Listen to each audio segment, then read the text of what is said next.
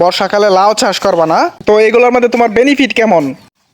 বাতিজা, এই যে তুমি বর্ষাকালে ঠিক আছে মাটি এত সুন্দর কইরা কষ্ট কইরা মাটি কাইটা ব্যাট বানাইতেছো, তুমি এগুলোর মধ্যে কি লাগাইবা? এগুলোর মধ্যে আমি এখন বর্ষাকালে লাউ দিব। বর্ষাকালে লাউ চাষ করবা না? তো বর্ষাকালে লাউয়ের চাষটা কেমন হয়? চাষটা বর্ষাকালে একটু কঠিন, যেমন বৃষ্টির পানি বা জায়গায় রাখতে গেলে সমস্যা করে। আবার তার মানে তুমি এই বৃষ্টির পানি যাতে না বাজে এই জন্য উঁচা করতেছো মাটি না? তো আমি তো এগুলোর মধ্যে দেখলাম তুমি আগে করলা চাষ করছো, সিসিঙ্গা চাষ করছো, তো এগুলোর মধ্যে তোমার বেনিফিট কেমন? 1% ইনভেস্ট করো তাহলে তুমি 3% রিটার্ন পাইবা।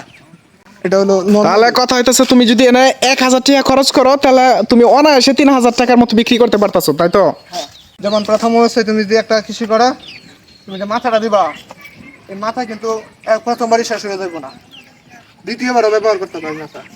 যেমন আমরা আমরা এই পাশে যেমন দেখতাছি, যেমন এই গুড়ি বলে, আমরা গ্রাম বাংলার মানুষ গুড়ি বলে, অনেকে মাছা বলে যে এটার মধ্যে তুমি আবার চাষ করতে পারতেছো, তোমার আর এটা নতুন করে বাড়তে হইতেছে না, এই তো? হ্যাঁ।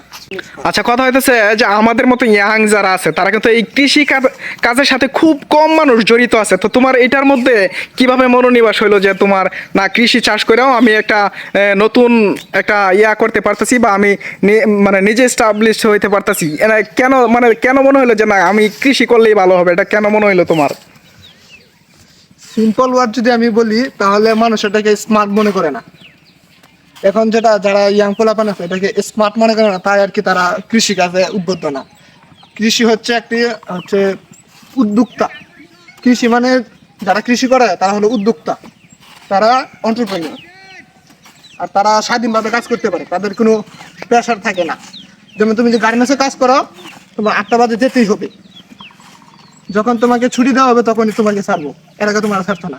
এর ভিতরে অনেক প্রেশার ক্রিয়েট হইব, তোমার বস থাকবো, এর উপরে আরো থাকবো অনেকে ইনচার্জ থাকবো, তারা তোমাকে প্রেশার দেবো কাজ করার জন্য।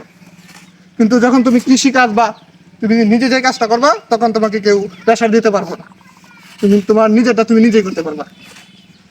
এতক্ষণ আপনারা শুনছিলেন আমাদের নাইম সাহেব কিভাবে তার নিজের এক টুকরো জমিতে বর্ষাকালীন লাউ চাষের জন্য ব্যাট তৈরি করছে, পানি নিষ্কাশনের ব্যবস্থা করছে।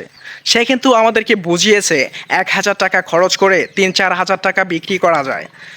শুধু আমরা যদি এটা দেখি তাহলে এটার পেছনে কিন্তু আরেকটা গল্প আছে। প্রত্যেকটা পরিবারের মাস শেষে কিন্তু আরও 4-5 হাজার টাকার তরিতরকারির প্রয়োজন হয়, তার কিন্তু এটা হচ্ছে না। সে তার নিজের মানে ক্ষেত থেকে, নিজের জমি থেকে সেই চাহিদাটাও পূরণ করতে পারতেছে।